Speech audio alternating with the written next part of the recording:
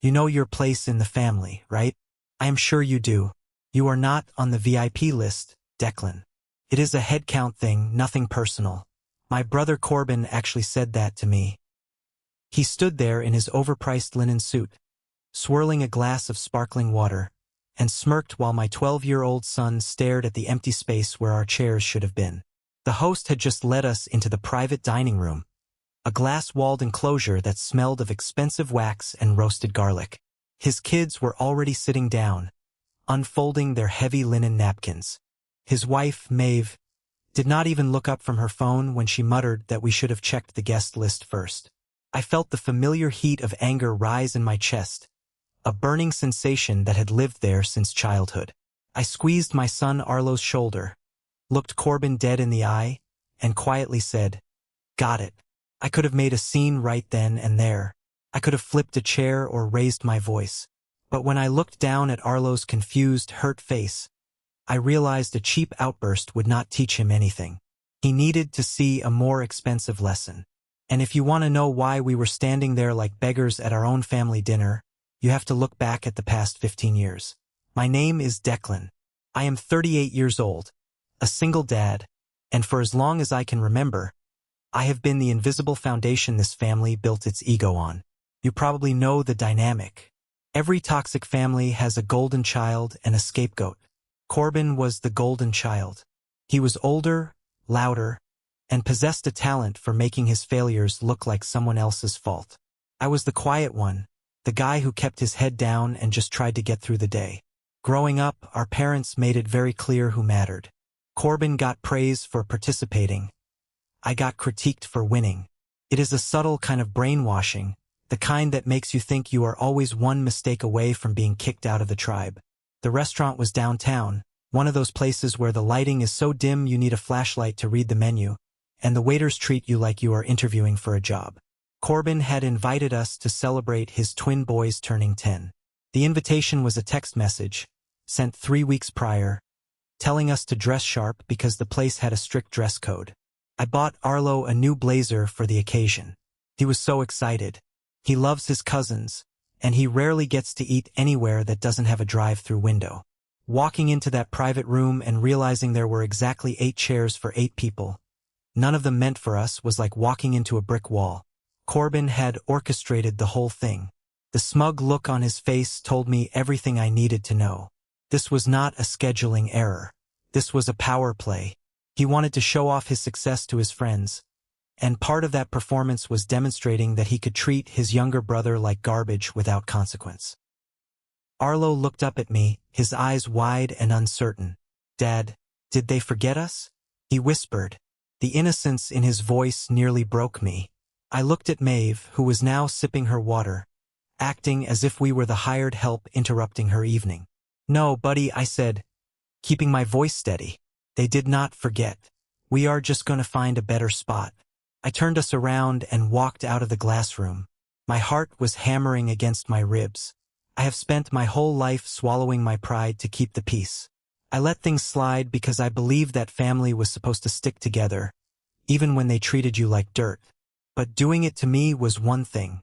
Doing it to my son was the line in the sand. I was done being the punchline to Corbin's arrogant jokes. I just did not know yet exactly how I was going to rewrite the script. To understand why this restaurant snub hurt so much, you have to walk through the museum of pain that was my childhood and early adulthood. It was not just one isolated incident. It was a lifetime of deliberate, calculated slights. Let us start with the financial betrayal. When I was 22, I was working my way through community college, pulling night shifts at a logistics warehouse. I lived on ramen and instant coffee, saving every penny to buy a reliable used car so I would not have to take 3 buses to work. One afternoon, I got a call from a collections agency. They told me I was 3 months behind on payments for a motorcycle. I did not own a motorcycle. I did not even have a license for one. It took 2 days of frantic phone calls to figure out that Corbin had used my social security number to take out an $8,000 loan for a sport bike. When I confronted him, he laughed it off. "Come on, Deck," he said, brushing a piece of lint off his shirt. "My credit was temporarily tied up. I am good for it. You know I will pay it back." He never did. He rode that bike for a summer, crashed it into a fence, and left me holding the bag. When I went to our mother, Rosalind, begging for help because the debt was ruining my credit score and preventing me from getting an apartment, she sighed heavily. Your brother is under a lot of pressure right now, Declan, she told me, not even looking up from her crossword puzzle. You need to be the bigger person. Shoulder the burden for the family. So I took on a third shift. I unloaded trucks from midnight to 6 in the morning for 2 years to pay off a motorcycle I never rode. Then there was the material favoritism. It was practically a family tradition. When Corbin turned 18, our parents bought him a brand new sedan. When I turned 18, I got a handshake and a cheap watch that broke 3 weeks later. But I could handle that. What I could not handle was how the generational unfairness trickled down to the kids. Last Christmas, Corbin's boys opened massive boxes containing the newest gaming consoles, courtesy of my mother. Arlo, my bright, sweet kid, received a dusty, used Lego set from a thrift store. It did not even have the original box, and half the pieces were missing. Arlo, being the amazing kid he is, smiled and thanked his grandmother, but I saw the disappointment in his eyes. The most recent exhibit in this museum, the one that really set the stage for tonight's disaster, happened just last month. Arlo is a talented pitcher. He lives and breathes baseball.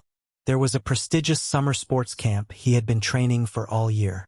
I submitted the application early, paid the deposit, and we were just waiting on the final confirmation. Corbin's son, who hates baseball and only plays because Corbin forces him to, also applied but missed the deadline. Instead of accepting that, Corbin used his connections.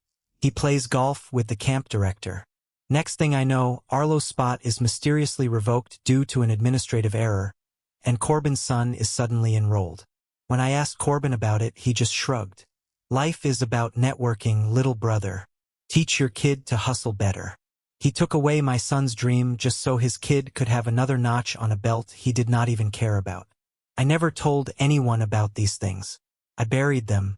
I kept my head down, worked hard, and eventually started my own supply chain consulting firm. I built it from the ground up, using everything I learned in those warehouses. I do not drive a flashy car, and I do not wear tailored suits to family dinners, but I am comfortable. Very comfortable. Corbin assumes I am still the struggling warehouse guy because I do not boast. He needs me to be a failure so he can feel like a success. As I stood in the hallway of that restaurant, holding Arlo's hand, the weight of all those memories crashed down on me. Corbin had crossed the line. He had humiliated my son in front of strangers. I was not going to let this go. The era of Declan the doormat was officially over. I walked Arlo toward the front of the restaurant. The lobby was buzzing with people waiting for tables, the air thick with the scent of expensive perfume and grilled meat. I was trying to figure out the fastest way to get a taxi home and maybe salvage the night with some pizza and a movie. I was angry, yes, but mostly I was just exhausted. Exhausted from trying to fit into a family that clearly did not want me to exist unless they needed someone to look down on. Dad, are we going home? Arlo asked, his voice small. I stopped near the coat check and kneeled down so I was at his eye level. Listen to me, Arlo. What happened in there has nothing to do with you. Some people just do not know how to be kind. We are going to go somewhere else, somewhere that actually wants us. Just as I stood up, a deep, booming voice echoed from behind the host's stand. Declan? Well, I will be damned. Is that you? I turned and saw Thaddeus. He was a mountain of a man in his late 60s, with a thick silver beard and a custom suit that probably cost more than my first car.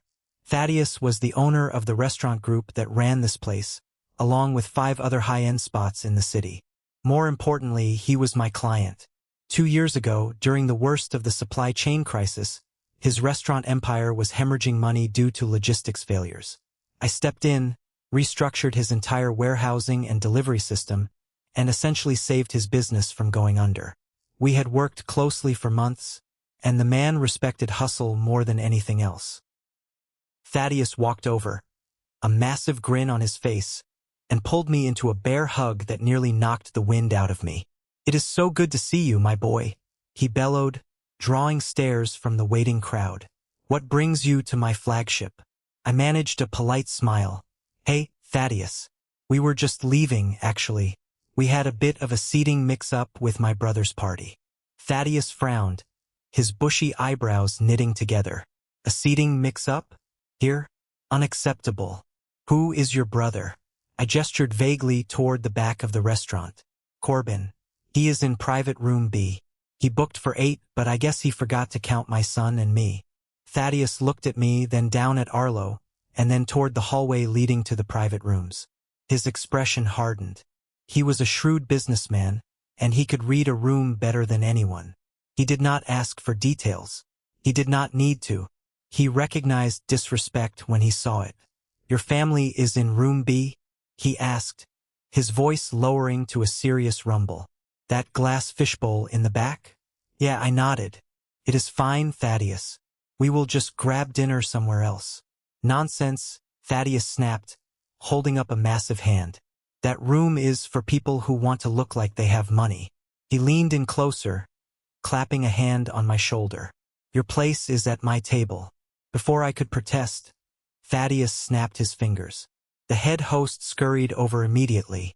Prepare the owner's booth on the mezzanine, Thaddeus instructed.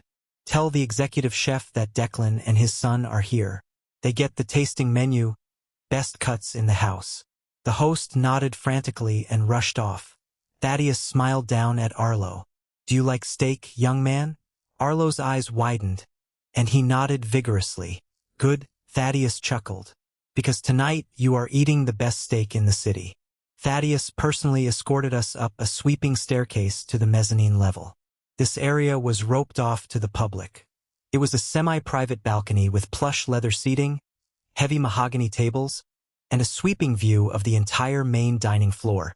And directly below us, perfectly visible through the acoustic glass, was private room B. I could see Corbin holding court, laughing loudly, completely unaware that the brother he had just kicked out was now sitting in the best seat in the house.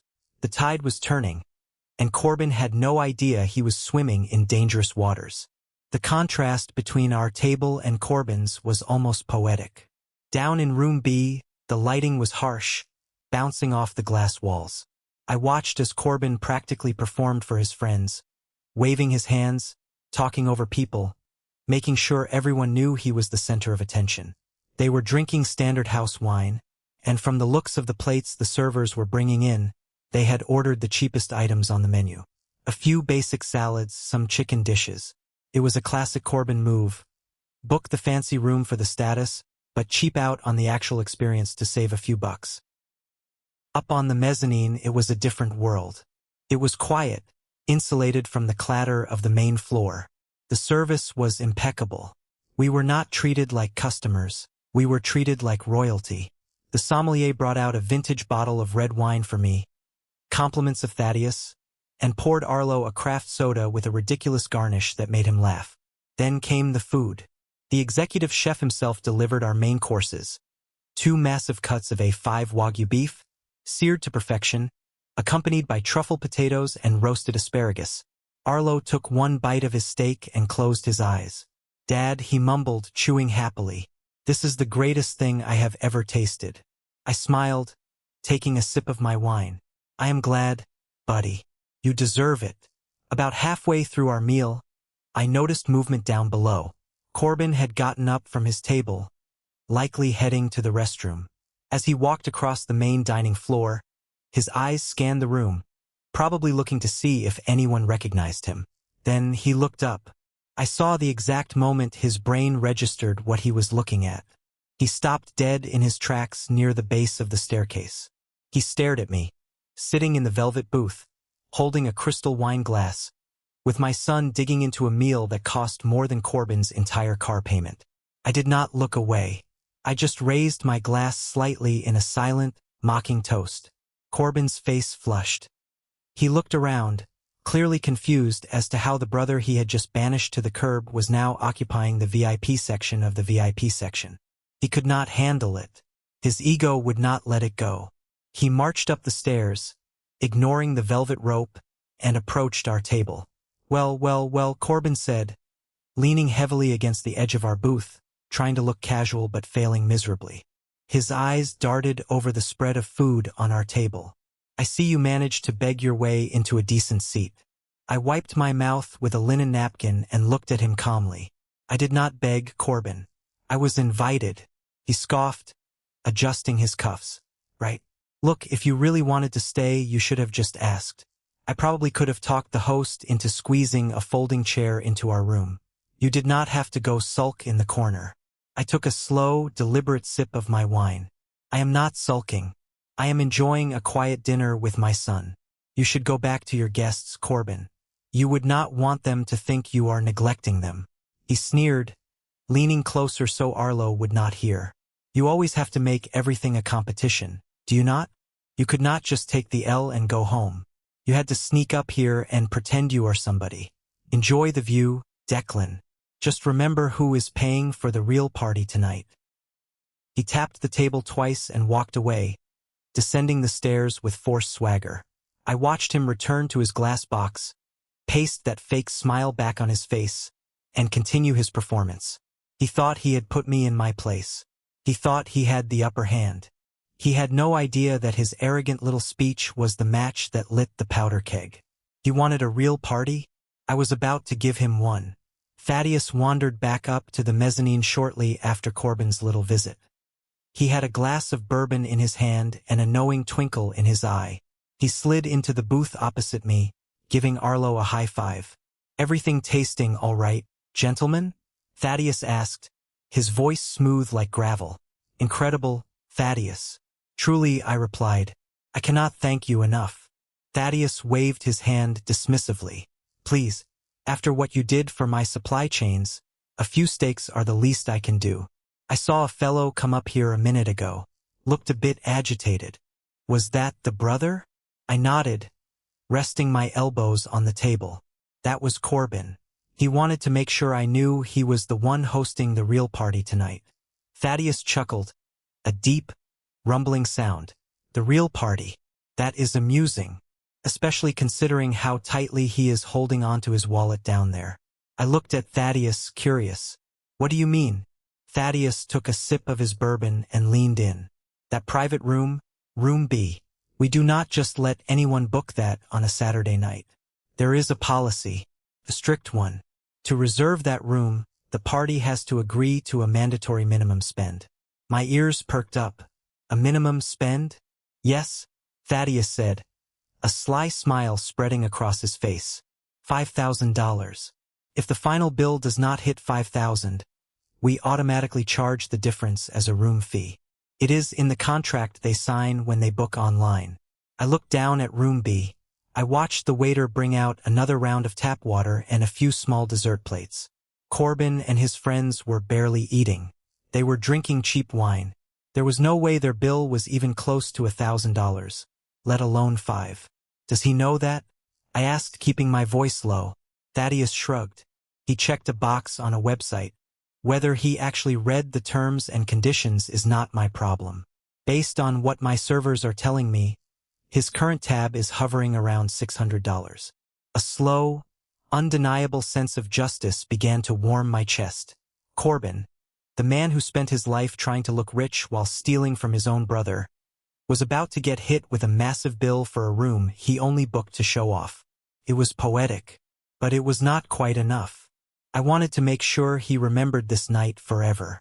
I wanted to make sure he felt the exact same sting of humiliation he tried to inflict on Arlo. Thaddeus, I started, an idea taking root in my mind. Do your pastry chefs do custom desserts? Something big. Something ridiculous. Thaddeus raised an eyebrow, intrigued. We can do whatever you want, Declan. What did you have in mind? I glanced at Arlo, who was busy finishing his truffle potatoes, completely oblivious to the scheming happening next to him. I want a dessert tower, the biggest thing your kitchen can build. I want sparklers. I want gold leaf. I want it so bright and obnoxious that every single person in this restaurant has to stop and look at it. And I want it delivered to this table, right now. Thaddeus threw his head back and laughed loudly. Oh, I like the way you think. Consider it done. We have a chocolate sculpture the chef has been dying to show off. Give us 10 minutes. As Thaddeus walked away to give the order, I sat back against the leather seat and took a deep breath. This was not just about getting even. This was about visibility. For my entire life, my family had treated me like I was invisible, shrinking me down so Corbin could cast a larger shadow. Tonight, I was turning a spotlight on myself, and I was going to make sure the glare blinded him. The quiet guy was about to make some noise. The anticipation was a physical thing, humming in the air around our table. I kept my eyes fixed on the entrance to the kitchen on the main floor. Down in room B, I could see Corbin tapping his spoon against a glass, getting ready to make a speech. He loved making speeches. He stood up, adjusted his jacket, and opened his mouth, gesturing toward his twin boys. His friends smiled politely. Maeve looked bored. Then the music changed. The low, sophisticated jazz that had been playing throughout the restaurant suddenly faded out, replaced by an upbeat, celebratory brass anthem. The sudden shift in audio caught everyone's attention. Conversations stalled. Heads turned. Corbin stopped mid-sentence, looking around with a frown, clearly annoyed that his moment had been interrupted. The double doors of the kitchen swung open, and out came a spectacle that defied logic. For servers, dressed in crisp white jackets, were pushing a massive, polished brass cart. Sitting on top of the cart was a three-tiered mountain of dark chocolate, spun sugar, and caramel architecture. It was at least 3 feet tall. But the real showstopper was the pyrotechnics.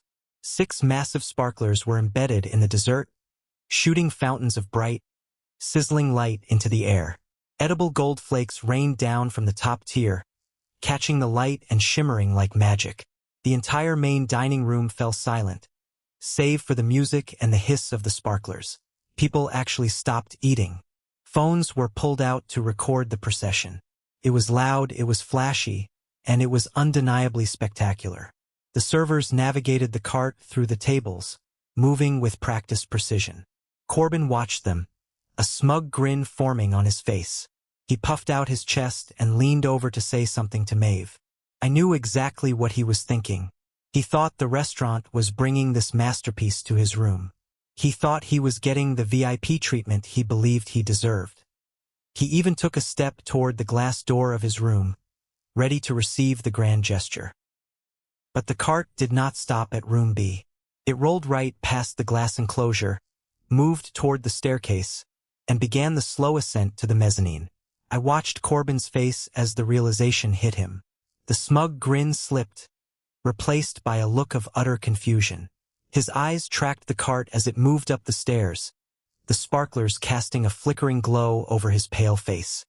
He watched as the servers wheeled the ridiculous, glittering monstrosity right up to our table. Arlo's jaw dropped. He pushed himself back against the booth, his eyes reflecting the bright sparks. "Dad!" he yelled over the music. "Is that for us?" I smiled, a genuine, unrestrained smile. "Happy unbirthday, kiddo," I said. The head server carefully transferred the massive dessert onto our table. The smell of rich chocolate and toasted sugar filled the air. Arlo was practically vibrating with excitement. He grabbed his spoon, waiting for the sparklers to die down, looking at me like I was a superhero. I did not look at the dessert. I looked down at room B. Corbin was standing frozen, staring up at us through the glass. The contrast was brutal. He was in a stuffy box with half-empty water glasses and a few pathetic slices of cheesecake. I was sitting on a balcony, illuminated by literal fireworks, watching my son experience pure joy. Corbin's face was a map of tightly controlled rage. His neck was red, his jaw clenched so hard I thought his teeth might crack. He looked like a man who had just realized the world did not actually revolve around him. Maeve dropped her fork onto her plate, the clatter visible even if I could not hear it. She glared up at us, her carefully maintained composure crumbling into bitter jealousy. I raised my wine glass one more time, looking straight into Corbin's eyes, and took a slow sip. I did not gloat. I did not smirk. I just let the reality of the situation settle over him. He had tried to put me in the dark, and I had built a bonfire. The sparklers finally sizzled out, leaving a trail of sweet smoke in the air. Arlo dug into the chocolate mountain, laughing as he got caramel on his chin. I sat back and watched him, feeling a sense of peace I had not felt in years. The invisible chains of family obligation felt suddenly, wonderfully fragile. But the night was not over. The dessert was just the appetizer. Down below, I saw a waiter approaching room B, carrying a black leather check presenter. Thaddeus had kept his word. The bill was arriving, and as the waiter handed that small black book to Corbin, I knew the real fireworks were about to begin. I watched from the mezzanine as the waiter approached room B, carrying that small, black leather book holding the bill. The timing could not have been more perfect.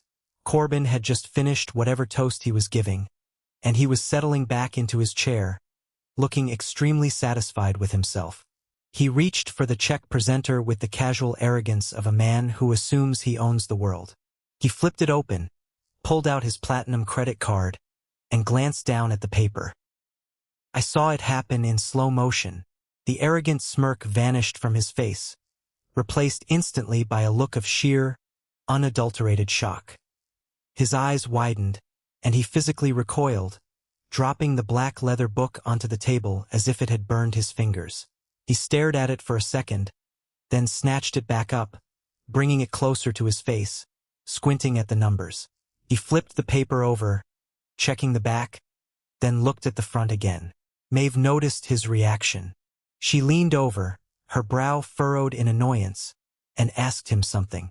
Corbin did not answer her. He just shoved the receipt toward her. Maeve took one look at it, and her jaw literally dropped.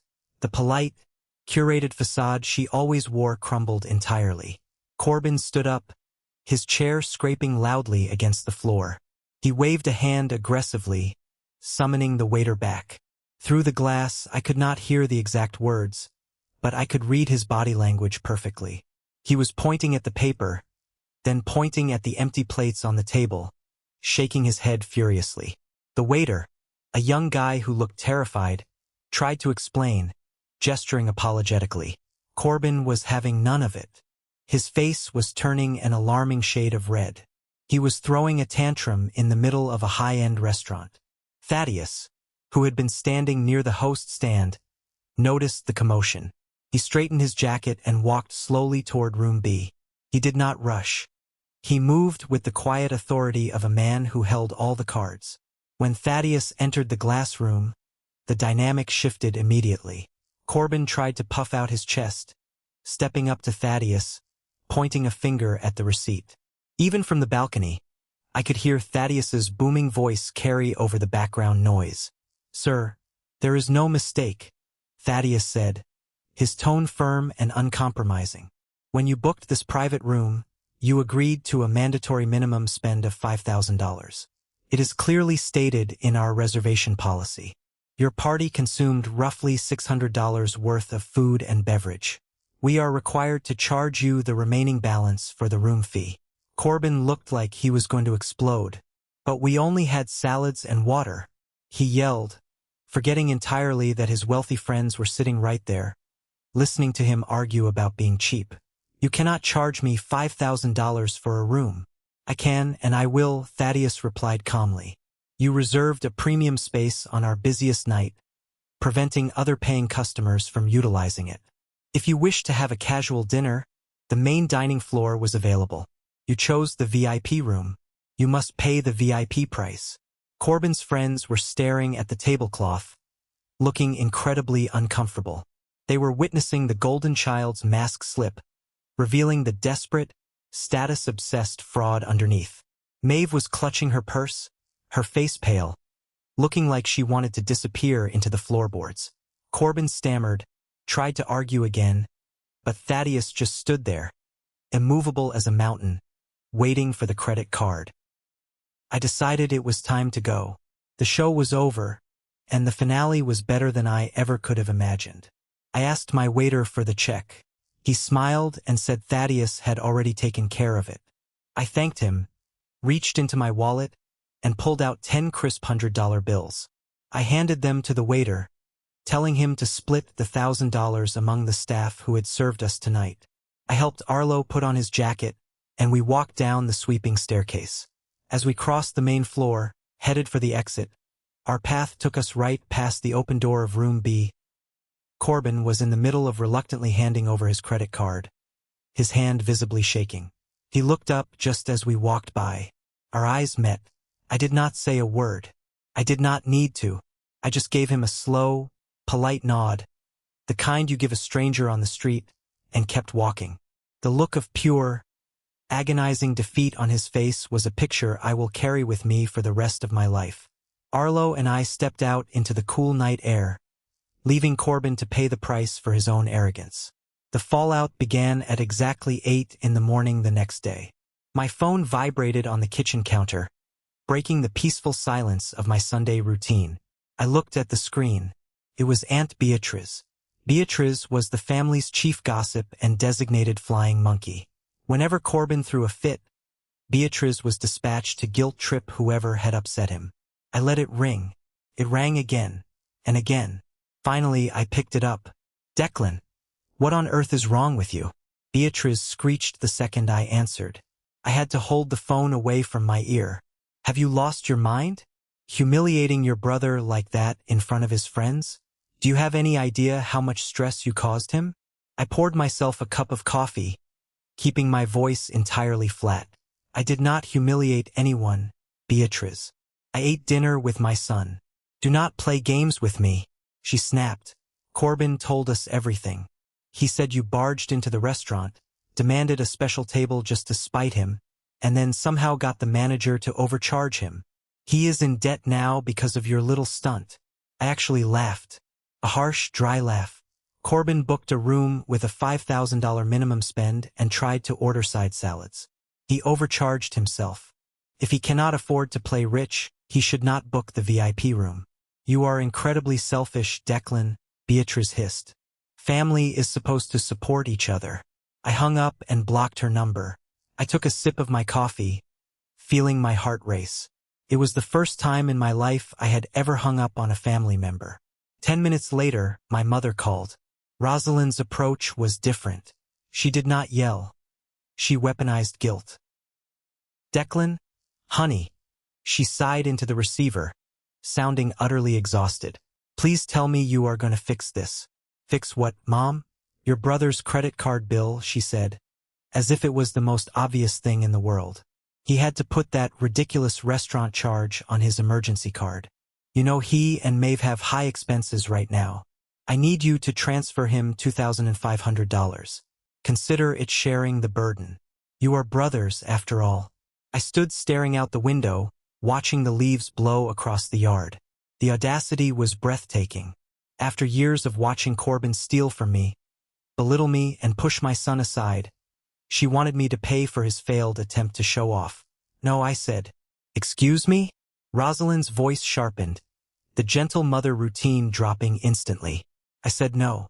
I am not paying for his dinner. I am not paying for his ego. And I am done bailing him out while he treats me like garbage.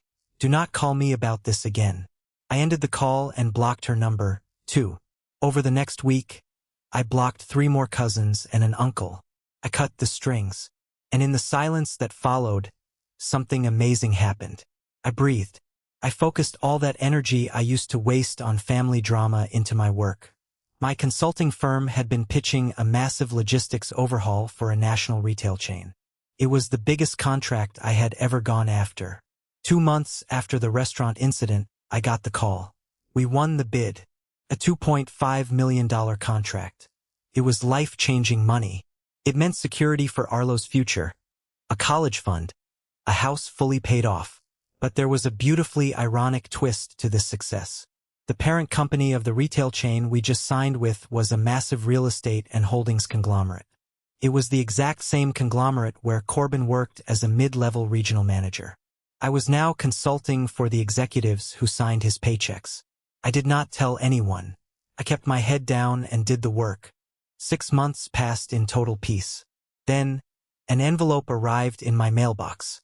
Thick, cream-colored paper with gold foil lettering. It was an invitation to my mother's 70th birthday dinner. It was not just an invitation. It was a summons. Corbin had organized it. He was trying to reset the board. He wanted me back in the fold, back under his thumb, so he could pretend everything was normal. I looked at the invitation, feeling a cold, Hard resolve settle in my stomach. He was setting a trap. He wanted to reassert dominance in front of the whole family. But I was not the same man he tried to humiliate 6 months ago. I knew exactly what Corbin was planning. The venue for my mother's 70th birthday was a country club he belonged to. A place dripping with old money pretense.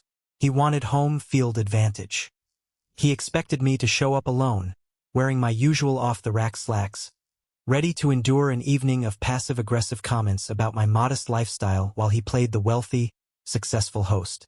He needed an audience to validate his superiority, and I was supposed to be his favorite prop.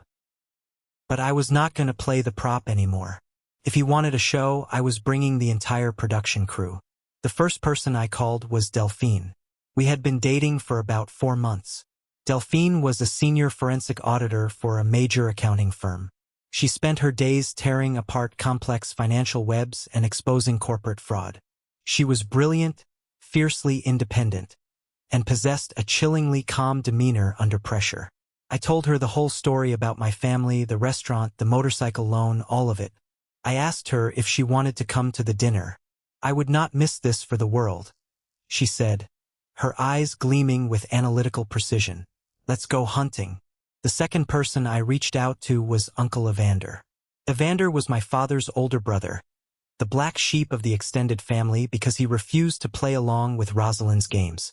He was a retired structural engineer, blunt, honest, and the only person in that family who ever remembered my birthday when I was a kid. He had distanced himself from my mother and Corbin years ago, but when I told him what was happening, he chuckled gruffly. I will dust off my good suit, Declan, he said. Speaking of suits, I realized I needed armor. I had just signed a $2.5 million contract. It was time I looked the part. I went to a bespoke tailor downtown. I did not want something flashy or loud. I wanted something that screamed quiet power. We settled on a charcoal gray, 3-piece suit tailored to perfection, cut from Italian wool. When I put it on for the final fitting, I barely recognized myself. The tired, anxious guy who used to unload trucks in the middle of the night was gone. The week leading up to the dinner, I felt a strange sense of calm. I wasn't anxious or angry. I felt like a chess player who already knew mate was inevitable in 3 moves. Corbin had spent his whole life building a house of cards, relying on my silence to keep it standing. Tonight, I was going to open a window. We arranged to meet in the lobby of the country club. When Delphine walked in, my breath hitched. She wore an emerald green silk dress that was elegant, understated, and undeniably expensive. Uncle Evander arrived shortly after, looking sharp in a classic navy suit, leaning slightly on a silver-tipped cane. Are we ready to face the firing squad? Evander asked, a wry smile on his weathered face. I adjusted my cuffs, feeling the weight of the tailored wool against my shoulders. We are not facing a firing squad, Evander, I replied evenly. We are the firing squad. We walked down the long, carpeted hallway toward the private banquet room.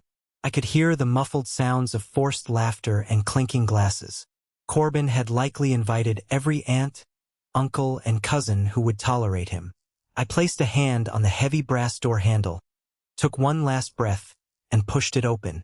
The trap was set, but Corbin had no idea what he had just caught. If you have made it this far into the story, drop a W in the comments below. It stands for win because we are about to watch Declan take back his life. I will heart and reply to every single comment with a W. The heavy oak doors of the banquet room swung open, and the 3 of us stepped inside. The room was predictably lavish, filled with round tables draped in white linen and centerpieces of white roses. About 30 family members were scattered around, holding champagne flutes. Corbin was standing near the head table, holding court as usual. When he saw the doors open, his signature arrogant smile faltered. He expected me to slink in quietly through the back, looking uncomfortable. Instead, I walked in flanked by a stunning, poised woman and the one uncle who refused to bow to him. And I was wearing a suit that clearly cost more than his entire wardrobe. The room went entirely silent. You could hear the ice melting in the glasses. Rosalind, my mother, stared at me from her seat of honor, her mouth slightly open. Aunt Beatrice nearly dropped her drink. Corbin recovered quickly, putting his fake smile back on, though his eyes were darting nervously. "Declan," he called out, his voice a bit too loud. "You made it, and you brought guests." I walked straight toward him, Delphine's arm looped gracefully through mine, Evander trailing slightly behind with a bemused expression. "Hello, Corbin," I said, my voice steady, carrying easily across the quiet room. "Mom, happy birthday." I introduced Delphine to the crowd. Corbin looked her up and down, his insecurity flaring instantly. "Well," he sneered, trying to regain the upper hand, "you certainly dressed up, little brother. Did you rent that outfit for the occasion? Or did the logistics warehouse finally give you a promotion?" A few of his loyal flying monkeys chuckled nervously. I did not flinch. I just smiled. "Actually," Delphine chimed in, her voice smooth as glass, carrying a tone of polite bewilderment. "Declan does not work in a warehouse, Corbin. He owns the consulting firm that just overhauled the supply chain for your parent company." The silence that followed was absolute. Delphine took a sip of her champagne and continued, seemingly oblivious to the bomb she had just dropped. "It was a massive undertaking. The board of directors at your conglomerate was very impressed. They signed a $2.5 million contract with Declan's firm last week. I believe the CEO mentioned your division specifically needs a lot of structural fixing." Corbin's face turned the color of ash. He stared at Delphine, then at me, his mouth opening and closing like a suffocating fish. The regional manager, the guy who spent his life pretending to be a titan of industry, had just realized his little brother was essentially consulting for his ultimate bosses. $2.5 million? Aunt Beatrice whispered loudly into the quiet room. I just kept smiling. "Business is good, Corbin. But we are here to celebrate Mom, right?" Corbin swallowed hard, tugging at his collar. "Right, yes. Have a seat." The power dynamic in the room shattered and rebuilt itself in a matter of seconds. For the rest of the cocktail hour, family members who had ignored me for a decade suddenly flocked to my side, asking about my business, complimenting Delphine, trying to curry favor. I was polite but distant.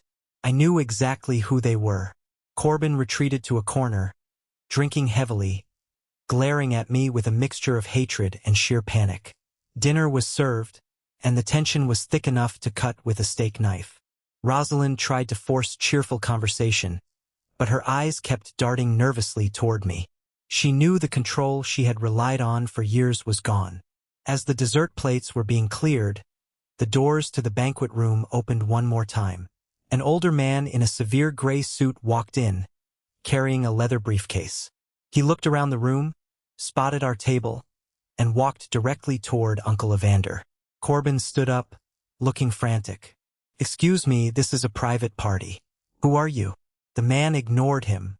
He reached Evander, shook his hand, and turned to face the room. "My name is Lorcan," he announced, his voice carrying the distinct, dry tone of a seasoned attorney. "I am the executor of the late grandfather's estate trust. I am here to execute a mandatory clause triggered by recent findings." Corbin froze. The grand finale had arrived. To understand why Lorcan's presence was a nightmare for Corbin, you have to know about the cabin. Before my grandfather died, he placed his most valuable asset, a sprawling, lakeside resort property with multiple luxury cabins worth over $4.2 million, into a family trust. Corbin had always acted like the property was his. He managed the rentals, collected the income, and used it as his personal vacation home to impress his friends.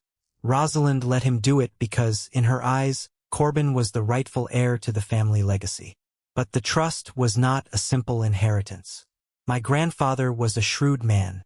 He saw how Corbin treated me when we were kids, and he saw how my mother enabled it. So, he built a failsafe into the trust documentation. Lorcan opened his briefcase and pulled out a thick stack of legal documents. As executor, I am required to monitor the ethical standing of the primary beneficiaries, he began, adjusting his glasses. The trust strictly dictates that the property must be managed by a beneficiary who demonstrates fiscal responsibility and maintains the integrity of the family.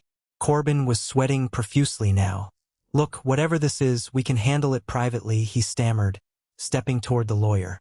This is a formal execution of the trust's conditions. Lorcan replied coldly, stepping back. Mr. Corbin, it has come to the trust's attention, via an audit initiated by Evander as a concerned party, that you engaged in severe financial fraud. Rosalind gasped, clutching her pearls. Fraud? What is he talking about, Corbin?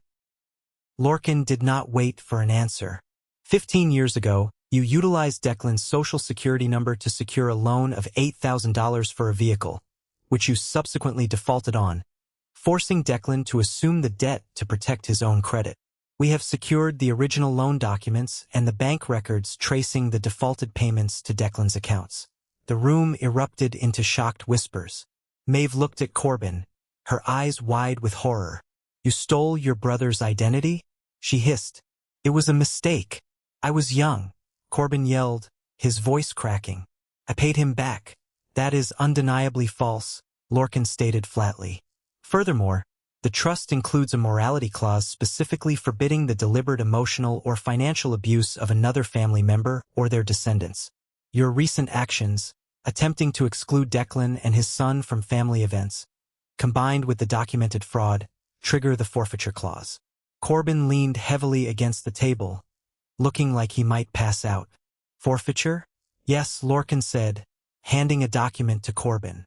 Effective immediately, you are stripped of all managerial rights and beneficiary status regarding the lakeside property. The trust has elected to transfer full control and ownership rights to the secondary beneficiary. Lorcan turned and walked over to me, extending a pen and a signature pad. He handed me the documents. Congratulations, Declan. The property is now fully under your control. I took the pen. I did not look at Corbin. I signed my name on the dotted line, feeling the weight of 38 years of injustice finally lift off my shoulders. I was now the sole owner of a $4.2 million asset that Corbin had built his entire identity around. Mom, tell them they cannot do this, Corbin shrieked, turning to Rosalind, sounding like a petulant child. Rosalind looked at me, tears streaming down her face. Declan, please, do not take this away from him. It is all he has. I looked at my mother, feeling absolutely nothing. That is the problem, Mom, I said quietly. You let him build his life on things he stole from me. Not anymore. The banquet room was a disaster zone of broken egos and shattered illusions. Aunt Beatrice was staring at her shoes. Maeve had grabbed her purse and walked out of the room without looking back at her husband. Corbin was slumped in a chair, his head in his hands, completely undone. I stood up, buttoning my jacket. I walked over to the head table where Corbin was sitting. I did not raise my voice. I did not gloat. I spoke with the calm, cold precision of an auditor delivering a final report. Corbin, I said, looking down at him, you have 30 days to clear all of your personal belongings out of the main cabin. You will hand over the keys, the rental ledgers, and all login credentials for the booking sites to my attorney by the end of the week. If you set foot on the property after the 30th of this month, I will have you arrested for trespassing. Corbin looked up at me, his eyes red and wet. You are destroying me, he whispered, his voice trembling. You are taking everything. I shook my head slowly. I did not take anything, Corbin. You threw it away. You threw it away every time you chose cruelty over kindness. You threw it away when you stole my identity. And you threw it away the night you told my son he was not good enough to sit at a table. I am just cleaning up the mess you left behind.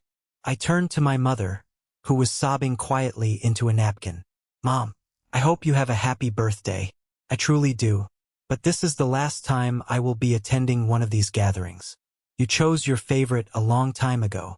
Now you get to live with him. I offered my arm to Delphine. She took it, a proud, sharp smile on her face. Uncle Evander clapped me on the shoulder, a look of deep satisfaction in his eyes.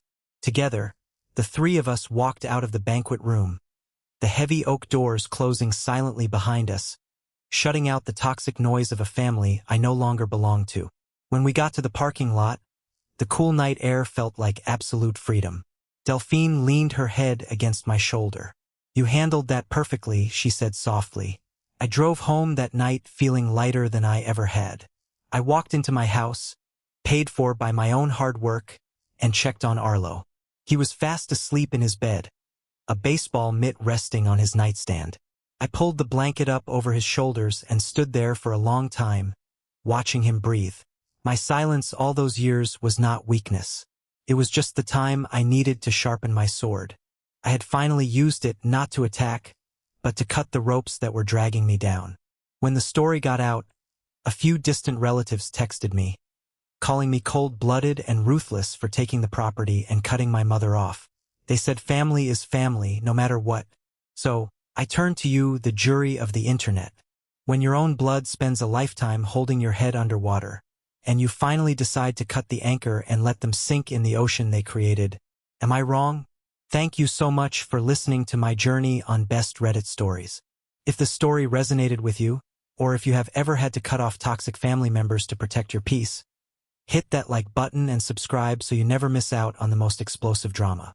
Share your own experiences in the comments below, and remember, sometimes the best revenge is simply a life well lived. See you in the next video.